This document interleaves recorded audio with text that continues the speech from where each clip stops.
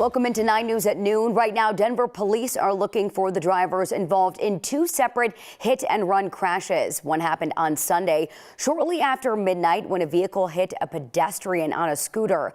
This happened on eastbound Colfax and North Broadway, that's right near Civic Center Park.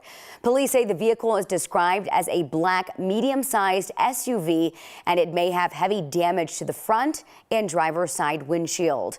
The other wreck was on April 7th. The driver of a gray Ford Escape drove onto a sidewalk at the intersection of North Perry Street and West 16th Avenue. That's right near Sloan's Lake. A pedestrian was seriously injured. According to DPD, the driver fled the scene and abandoned the vehicle about 3 miles away.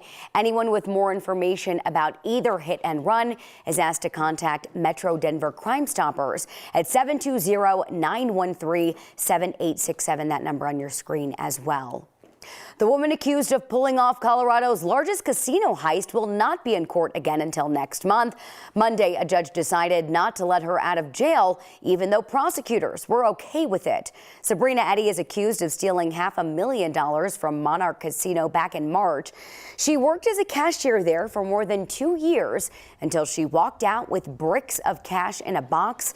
An arrest affidavit says Eddy claimed someone with the casino told her to do it, calling in to tell her that Monarch would be in breach of contract if she didn't deliver the cash to a man outside of a hospital ER. Eddy told investigators she handed off the money, then came back to work and was arrested. She's been in the Gilpin County Jail ever since. In court on Monday, Eddy's defense attorney said she could not afford the $10,000 cash bond. The defense asked if she could be released on a personal recognizance bond. The district attorney was on board as long as she had a GPS monitor. The judge, though, in this case did not agree, saying in a case with $500,000 in cash missing, he did not trust that Eddy would come back. Right now, we want to take a live look outside. Stunning look there in Boulder. We're seeing that blue sky and clear flat irons. No snow dusting. Pretty much melted off there, Keely, because we've got some serious heat today. It is summer temperatures. It feels like summer. This is going to be an interesting week. We have summer-like conditions, which is what we're experiencing today. We're going to have spring-like conditions by the middle part of the week, and then we're back to the winter-like conditions by the end of the week. Let's take you outside right now, where we've got nothing but blue skies out there. 80 degrees. That's where we are already at this noon hour. Now, the previous record set back in 1982 was 80 degrees for a high. So we are going to surpass that, no doubt. Our forecast high today, 83 degrees. Tomorrow, we're looking at another record-breaking day of 84 degrees. So a couple days in the 80s, and then we're back down into the 70s. You can see HD Doppler radar showing that we are clear. We've got a ridge of high pressure in place steering any type of cloud activity, storm activity out of our area.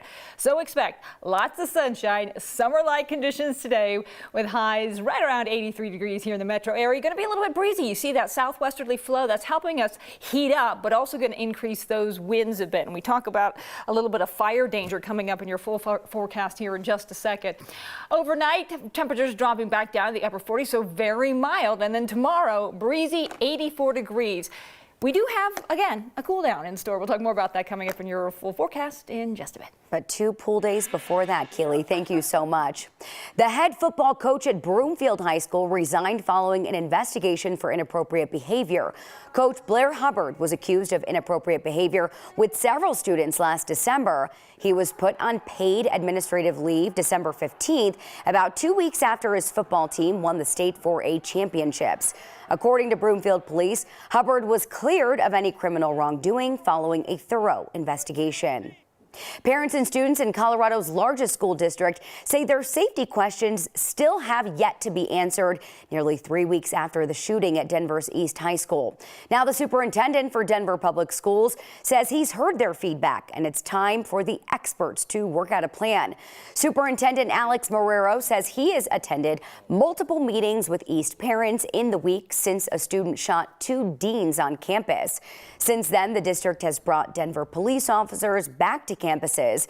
Some parents, though, want more answers around the placement of students who need daily pat-downs for weapons. Marrero says he spoke with the state Secretary of Education, and he is working with other experts to find safety solutions. More than ever, This is for experts to help us develop a plan instead of reinventing the wheel. Our babies don't feel safe.